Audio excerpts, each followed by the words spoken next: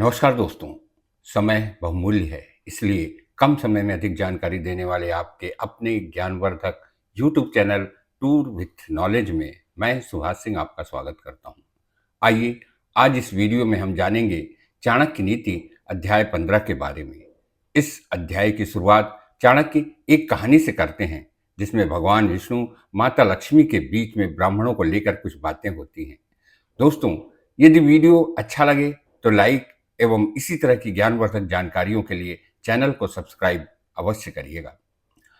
भगवान विष्णु माता लक्ष्मी से कहते हैं कि उनकी कृपा ब्राह्मणों पर कम क्यों होती है। तब माता लक्ष्मी कहती हैं कि हे स्वामी, अगस्त मुनि ने क्रोध में मेरे पिता सागर को पी लिया था। महर्षि भृगु ने आपके वक्ष स्थल पर लात मारी थी। श्रेष्ठ ब्राह्मण मेरी अपेक्षा मेरी बहन सरस्वती की पूजा करते हैं। यही कारण है कि मेरी कृपा ब्राह्मणों पर कम होती है। वैसे भी श्रेष्ठ ब्राह्मण धन को कम और ईश्वर भक्ति को अधिक महत्व देते हैं। चाणक्य के प्रत्येक सूत्र में हमें कोई न कोई शिक्षा अवश्य मिलती है, और इस सूत्र से हमें शिक्षा मिलती है कि श्रेष्ठ ब्राह्मण धन की तुलना में ज्ञान और ईश्वर भक्ति को अधिक महत्व देते हैं। चाणक्य गुरु अथवा मार्गदर्शक का महत्व बताते हुए कहते हैं कि जो व्यक्ति आपको जीवन में ज्ञान देता है और सही मार्ग बताता है, चाहे वो गुरु हो या आपके माता पिता, उनके ऋण को संसार की किसी भी बहुमूल्य वस्तुओं से चुकाया नहीं जा सकता।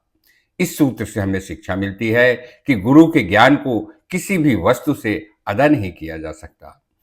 चाणक्य कहते हैं कि अपनों से नहीं, दूसरों से किए जाने वाला प्रेम ही सच्चा प्रेम है। पापों से दूर रहने वाला मनुष्य ही बुद्धिमान मनुष्य है, तथा असत्य और नीच कर्मों से बचाने वाला धर्म ही सच्चा धर्म है। इस सूत्र से हमें शिक्षा मिलती है कि सच्चा धर्म मनुष्य के पाप कर्मों से बचाता है। चाणक्य ज्ञान के बारे में बताते हैं कि संसार में ज्ञान का अथाह भंडार है। मनुष्य का अल्प जीवन संसार के ज्ञान को प्राप्त करने के लिए अपर्याप्त है।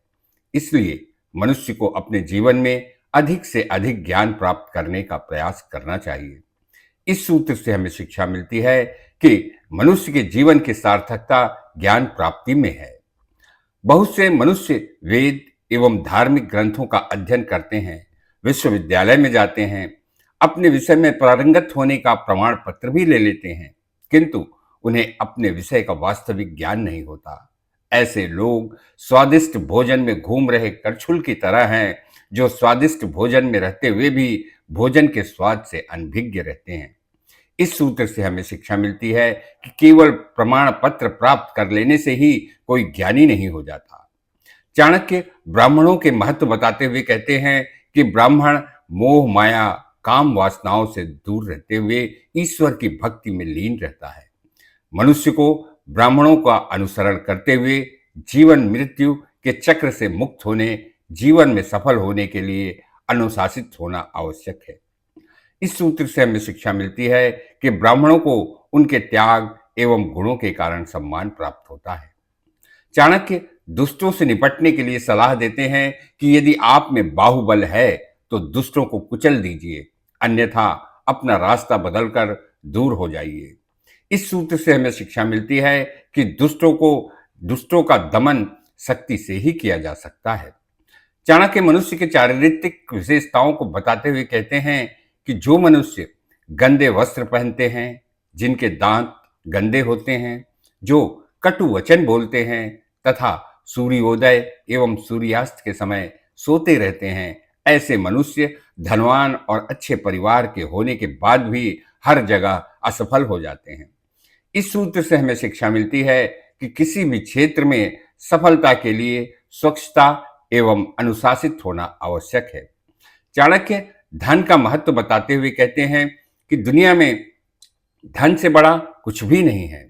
आपके पास धन है तो पुत्र पुत्री पत्नी बंधु बांधव सभी आपको प्यार करते हैं, किंतु यदि आपके पास धन नहीं तो पुत्र पुत्री पत्नी मित्र बंधु बांधव सब एक एक करके आपको छोड़ देंगे। धन मनुष्य का सच्चा साथी होता है। इस सूत्र से हमें शिक्षा मिलती है कि जिसके पास धन है उसके पास सारे सुख हैं। चाणक्य धन के महत्व के साथ साथ उसके प्रकार भी बताते हैं। वे कहते हैं कि पाप कर्मों एवं अनैतिक तरीके से कमाया गया धन 10-20 वर्ष तक ही रहता है, उसके बाद ब्याज सहित वापस चला जाता है।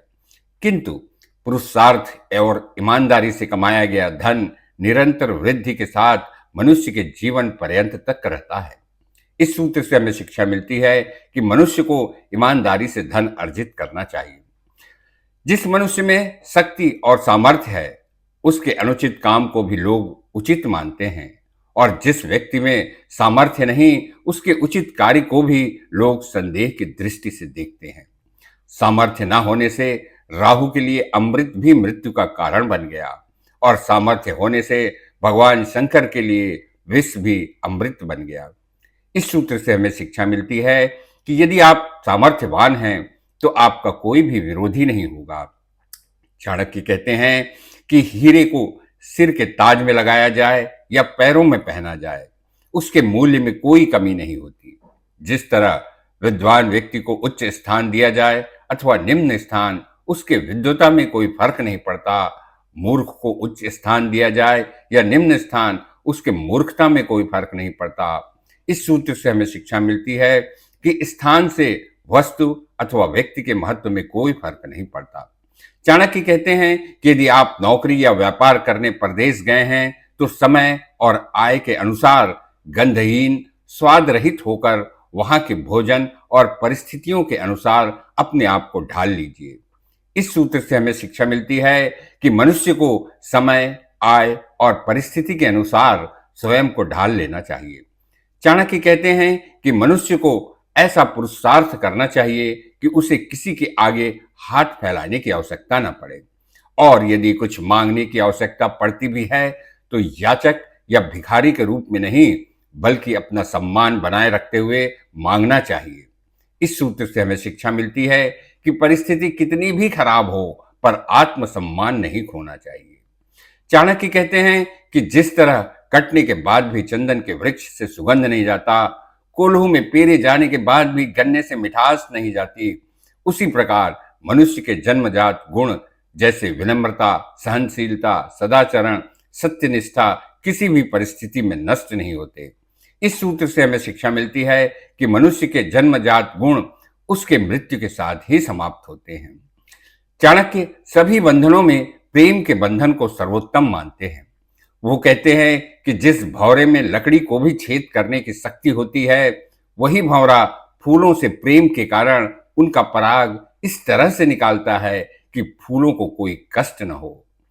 इस सूत्र से हमें शिक्षा मिलती है कि सच्चे प्रेमी किसी भी परिस्थिति में एक दूसरे को कष्ट नहीं पहुंचाना चाहते। दोस्तों, मैंने साधारण शब्दों में आज के परिप्रेक्ष्य में चाणक्य की नीतियों को आपके सामने रखने का प्रयास किया है, जिससे कि आप अपने जीवन में इसका लाभ उठा सके। उम्मीद है मेरा ये प्रयास आपको अच्छा लगा होगा। यदि आपको वीडियो अच्छा लगा तो इसे लाइक और कमेंट अवश्य करिएगा। धन्यवाद।